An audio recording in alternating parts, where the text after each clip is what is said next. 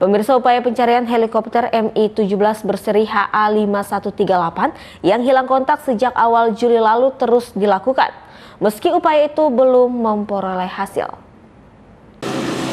Hingga hampir 1 bulan pasca hilangnya kontak helikopter berpenumpang 12 orang, termasuk kru dan personil Satgas Perbatasan Negara Yonif 725, pada awal Juli lalu masih terus dilakukan pencarian oleh tim Darta Dab Udara. Pencarian melalui udara dilakukan dengan mendatangkan pesawat Boeing 737-200 pengintai surveillance berseri AI-7302 milik TNI Angkatan Udara Republik Indonesia.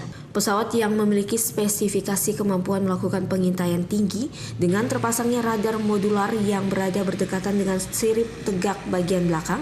Radar ini diklaim mampu melihat objek dari ketinggian jelajah 9.150 meter dari permukaan laut dengan jarak coverage sejauh 185 meter. Harapannya, dengan melibatkan pesawat pengintai andalan TNI ini, keberadaan helikopter dan seluruh penumpang dapat ditemukan.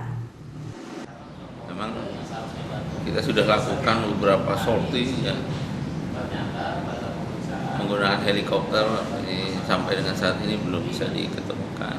Lalu kita mencari alternatif lain menggunakan pesawat intai strategis. Jadi baru saja pesawat tersebut melaksanakan pengintaian 2 sorties ya.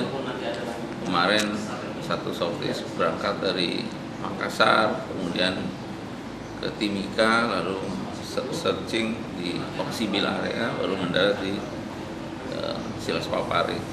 Pagi ini sudah melaksanakan 2 sortie, dari sini betulnya Silas Papari, Oksibil area, kemudian mendarat di Merauke.